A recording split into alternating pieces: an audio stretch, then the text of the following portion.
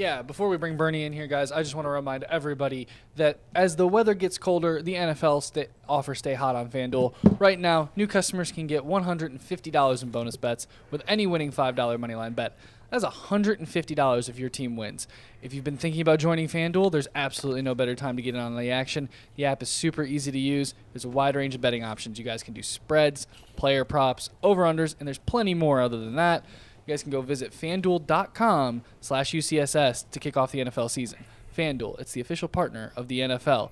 And as I finish that up, we welcome in Bernie. My man. What's up, Bernie? Good to be with you. Another 300-yard performance from your guy, your favorite quarterback in the NFL, Joe Flacco. Does he have you thinking about a comeback right now? No, he has that spot taken. I actually love that it is December 21st. We're sitting here at about 12:32. And we're talking about the Cavs and coaching issues and stuff as opposed to the Cleveland Browns and coaching issues in quarterback. With the Browns, we're talking about Coach of the Year and extensions. Right. Yeah, you know what? That is a nice change of pace. Yeah. This is a different Christmas season. It is. Right you know, now. when I was a kid, and you were a part of this tangentially, all I wanted for Christmas was Browns gear. That was it. Yeah. And I want a Bernie Kosar jersey. I want a Kevin Mack jersey. I want, this shirt, that shirt. You guys were recording songs. I wanted the record. I wanted all of it. And then, obviously, I became an adult, and I no longer wanted that stuff for Christmas. But the Browns became horrible, and their merchandising in the month of December went way down because typically that's the best month for a team. Right. Christmas, a lot of, and your team's making a playoff push.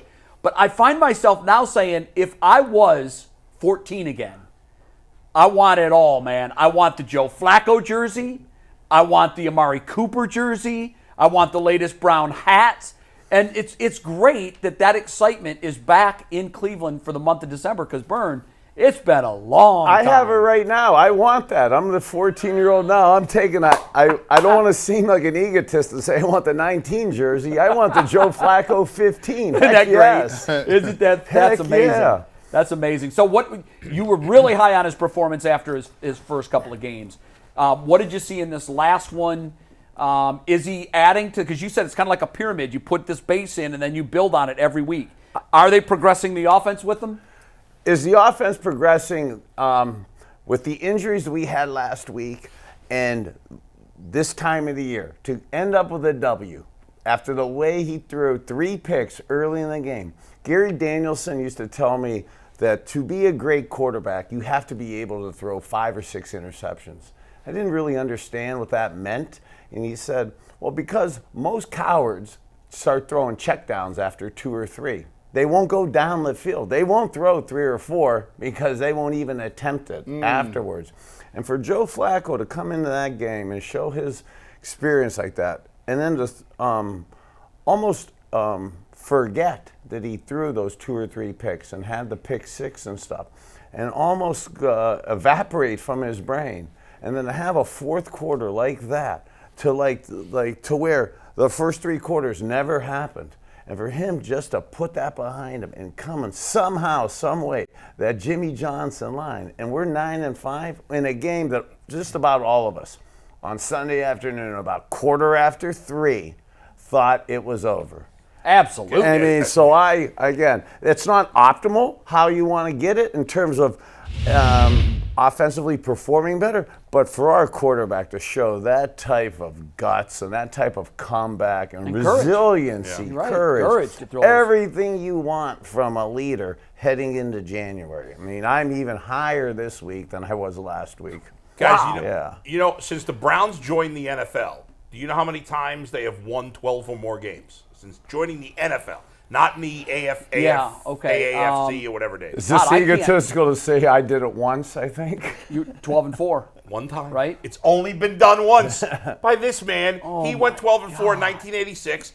The Browns have never won more than 11 games since joining the NFL, except for that one season. That's crazy. And they could do it this year with 4 quarterbacks and a zillion injuries. And I feel great about it. I mean, the way it's You think they can do it? The way it's coming down again right now with again, I don't like to see anybody get hurt. I really want to see C.J. Stroud. I'm really impressed, but I want to see him in 2 weeks. Yeah, sure. Okay, not this Sunday. And he's playing amazing. There you go. There you go. I like Case see. again. I love him too, but I mean, playing a backup quarterback again. We got hopefully Ethan Postnick's coming back. Yep. The O-line. I'm not. Antonio back, hopefully. Yeah, I don't want to be diving on the O-line like last week. It was tough running the ball. That was a good D. That was a good D line. But again, to have CJ possibly not playing and a rookie at least not practicing the last 2 weeks, and I'm playing against our pass rush.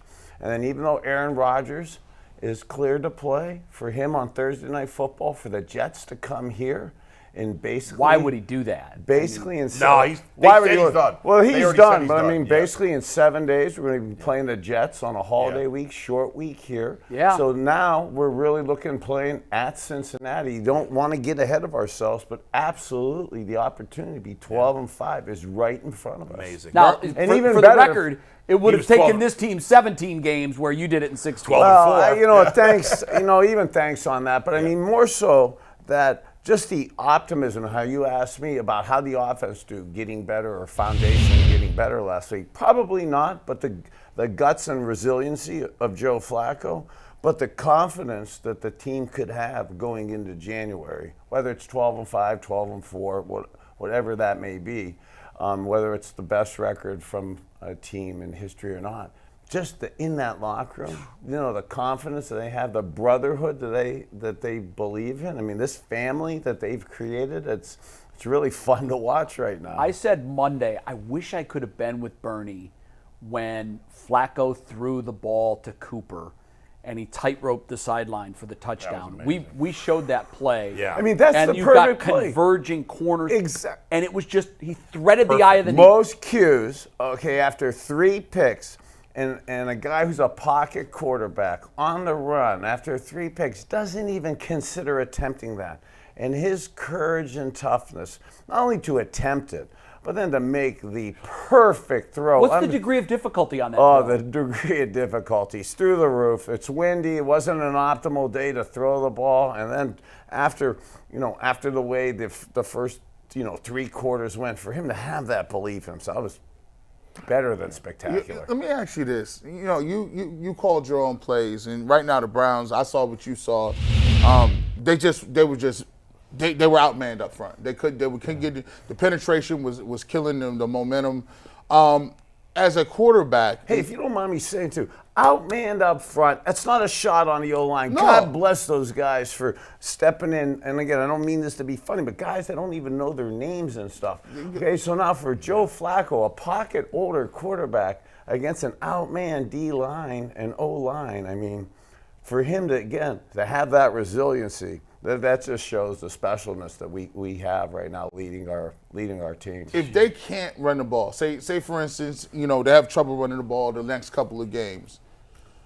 We've heard people say Joe Flacco is older. We can't count on him to throw.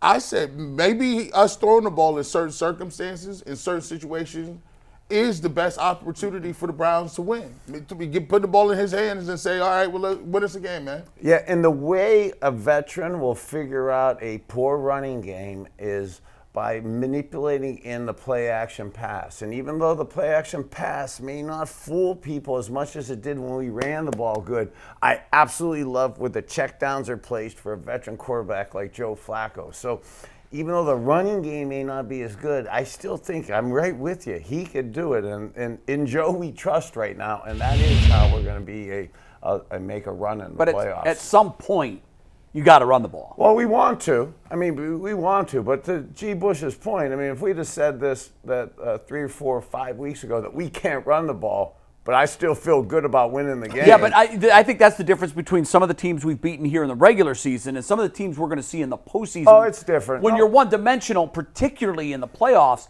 you've got to be able to run, don't you? Oh, yeah, you're in massive trouble. But, I mean, the Browns this whole century haven't made it to the playoffs. So right now, to just get there, okay, and like we had said last week and 2 weeks ago, we have been as unhealthy as we could be the last couple weeks. just odds are we got to get better over the next few weeks in terms of health and wellness, okay? Do my health and wellness, everybody. I can get you a little healthier, okay? So that in mid-January, when we got to play the tough guys and the big boys, we're ready to run the ball again, and that play action will be even better then. Bernie, I suggested that maybe it's time to give Kareem Hunt. Jerome Ford doesn't seem to hit the holes quick enough. I know there weren't many holes last week, but Kareem Hunt, being a veteran, having probably better field awareness, what do you think? I know he's a veteran, but he's not old. Could you give him 12, 14 carries? So I really like the running back room. I love how the guys have stepped in and played replacing Nick Chubb. Yes is the short answer, okay, to play him more. And it's not because I'm down on Ford. It's because of what I just said. I'm so high on a play-action game. I'm so high on Joe Flacco. And when you have a creative kind of guy who understands the offense and how you kind of astutely said, knows where to go. It's almost like my boy Leroy Horde, okay? I Kareem out there with Joe Flacco. I think in the play-action game and check downs and in the passing game with Coach Stefanski, we'll be able to do some special things with that. One of the things that I don't know we've talked with you about is the fact that this seems to be Kevin Stefanski's comfort zone offensively. Do you see that and feel that too? Like this play action fake and more of a pocket passer. He seems to be more in a play calling rhythm. Under center too. Under center. Oh, I love it. I think this is, if he could dream it up in a laboratory, I think this is the offense Kevin feels most comfortable running. Well, Coach Stefanski, go back to the Minnesota Vikings days. Okay, his kind of mentor is Gary Kubiak. Right. Okay, Gary Kubiak runs this type system and stuff. Joe Flacco spent some time with Gary Kubiak, so he's a little bit versed in that. I'd never put that connection together, but he had. Yeah, so then that pieces that kind of relationship together. There's the respect factor. But I absolutely concur with you in terms of this is kind of the sweet spot of their play calling. And I'll look right in the camera for this, for young offensive coordinators out there and for young people putting an offense together. So help me God, get under center like Jay Crawford's talking about. You can't be in the shotgun your whole life like that. So running the ball, play action, being able to do that. Coach Stefanski and Joe Flacco are on point right now with their schemes, and they're going to scheme guys good, and I'm ready for the playoffs for that stuff. I'm getting goosebumps, Liz. The more I listen to you talk, the more optimistic I become about where this team can go. Those two are going to come up with game plans. They'll be ready. Yeah. Bernie, when this late in the season, everybody, like beyond the guys who are hurt and can't play, everybody's banged up, right? Like, how do you... Are you so motivated by the thought of postseason that gets you through? How does a player, especially a young player that doesn't have the experience, push themselves through all the minor bumps and bruises to get through the rest of the season? So at this time of the year, and this sounds, God, I'm so blessed. We're talking about the late third quarter, early fourth quarter of my life. It's the holiday season. I want to give back. It's such a great time to give in that. Those young kids better know that this is the greatest gift of their life, and nothing in the world matters other than these games. Do they know that? They better know that, or they shouldn't be around here long. And we won't play long into the off season, but if guys think like that. So there's veteran guys, Joe Flacco coming around, this kind of resurgence of a veteran guy, the Myles Garrett leadership, the leadership of I think the veteran guys are going to make sure that doesn't happen. And then just like myself, I'm an old man and I'm excited, about the playoffs. These guys now, they come to work and know that they're going to be playing in the playoffs, that they have a chance to make a difference. Yeah. This isn't just a smokescreen and rhetoric for TV. These guys believe they could win. I sat next to Grant Delpit at the Cavs game last night. I mean, he's hurt. God, he had a surgery 6-7 days ago. Is he going to be able to come back for the playoffs? I hope so. God, I hope so. Yeah. I mean, he's a Pro Bowler. He had an amazing year. I mean, these guys are truly a family, and it goes to those OTAs off season, going down to West Virginia. These guys work. Yeah, it worked. They care about each other. Yeah, that's true. So, when you talk about that feeling, you know, it's weird. Like you mentioned that. I remember in high school playing in just state championships, and it's Thanksgiving and Christmas and all states coming out, and you know how it is at Youngstown. You're looking around who you're gonna play. You're looking at your rankings, and you just feel this like you feel like you could do anything. What is the difference in that locker room when you know you are a contender and you feel that confidence level compared to other Bush, I mean, things? just like we're talking about. I mean, look, I'm out of this game almost a 30-year anniversary of the Super Bowl, 40-year anniversary of the national championship. In between was all that Brown stuff and the massive electricity that's running through my body, getting excited for the playoffs and stuff, and I ain't even playing. So for sure, that young kid, that college kid here, it's been too long, the bumps and bruises, and they may not have the energy and stuff. God, that electricity that goes through them, that adrenaline, kind of that cockiness. Hey, it's cool. I'm it. I'm the only guy playing, and that I believe that's that type of energy is absolutely going to galvanize these younger players. You've been a part of so many successful teams. You mentioned Miami, here in Cleveland, then on to Dallas. I'm wondering, what is an intangible characteristic that all of those teams had that you think without it would not have been as successful as they were? And I'm not talking about the talent. Obviously, the talent is, that's the building blocks to it. You've got to have that. But the intangible characteristics, whether it's camaraderie or whatever that is, what is that characteristic that a championship team must have? Yeah, that's a great point. And talent has to come with it. But boy, that just some of the stuff we're talking about, that super heart, that belief, that love for the guy next to you, that family that's been created now, it's just, in a positive way, this kind of us against the world mentality, this kind of nothing else matters but the team, but winning. And then, you know, even us here, it's as a job, it's a profession, it's a business.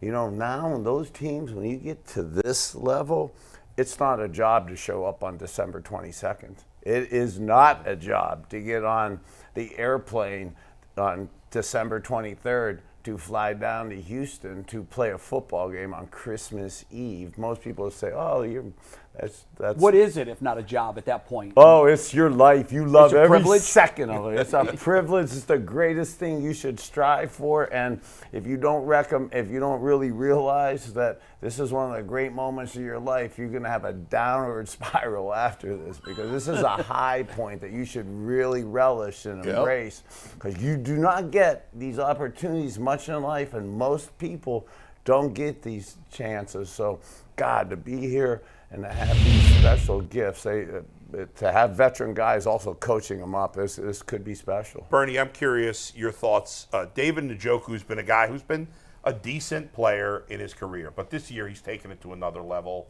He is. You're gonna make my smiles and my I think he's a Pro Bowler. For sure. Outside of Kelsey, I don't think there's anybody better in the AFC. And I mean, especially the last couple of weeks, he is totally locked in with Flacco. What do you think about how he's playing, especially lately? So I am not David Njoku's marketing rep, although I should be, because I've flat out been on him from the beginning coming here. I have loved him. Miami guy, and it isn't just the U, okay, but just watching him from in college and his athleticism, and then understanding his just love for the game and stuff, and he is a Pro Bowler at minimum, and probably all pro with him and Travis. And you guys know how much I love the Kelseys and Travis and stuff.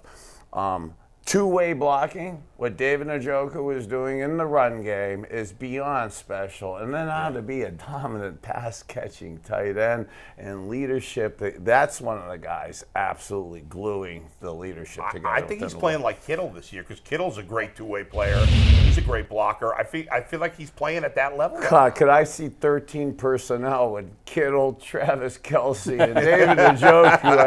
I mean, you conceivably, I'm not trying to overdo this, because I lust after tight ends. I mean, that was my sweet spot. Sure, you did. I mean, you just probably named three of the top 6, 7 weapons in the from a pass. And that catch he made back of the end zone last week. I mean, top tier. We know that's part of his tool bag. Yeah. But oftentimes that gets overlooked when his production hasn't been there. But then he makes a catch like that, and you're like, that's why he makes the money he makes. That's it. Well, it makes the money, but then just why the team is, I believe, where we're at this level. You get a guy like that making plays, a guy like that galvanizing and keeping the team together in the locker room as a family and stuff. And then flat out with line issues and tackle issues, he's the tight end right there, inline tight end, chipping, banging, knocking sure, making sure stuff doesn't happen. You know, that's really impressive. If I would have told you September 1st that at this point in the season, the Browns are going to be on quarterback number 4, they're going to play a substantial portion of the season without their tackles, their best player on offense in Nick Chubb would play 5 quarters of football, what is their record? I thought you were going to say, do you think we would have been in the playoffs? And I was going to say that you must have stolen my remaining pills of OxyContin that I don't take anymore because what world are you on? You wouldn't even go that far. Oh, my God. I mean, I'm thinking 4-10, 5-9 with that kind of roster attrition. Yeah. Roster attrition. If anybody, and again, I'm as optimistic as anyone, to have been sitting here after the Nick Chubb issues, okay, and him getting hurt, and then the QBs getting hurt like this, to be where we are now is it's Disney World. I mean, this is something that we should really enjoy. This is special. Hey, and even where the woe is me mentality, let's not get ahead of ourselves. But Cleveland and we get bad breaks and stuff. This is the one year, okay. I'm scarred for life from the Hail Flutie, okay? Sure. Okay. Right. That should have been a catch. That kid for Chicago, for the whole rest of his life, every day he will see that ball. Oh right there in his lap. And I've been on the wrong side of a ball going the wrong way. So you have. Of that. So I feel for him with that, but typically, you know, you take the Colts game where we got a couple of breaks with calls at the end. Sure. The Niners missed a field goal. The Niners missed. The Bears, this Hail Mary. Yeah, so I love being 9-5. Okay, but it could be flipped if it was the woe is me. This is somewhat magical going on. This is positive. And Bull said that the Cleveland mentality is, well, that stuff always happens against us. What's interesting is it's hard to bulk erase 50 years of memories. They're burned in there.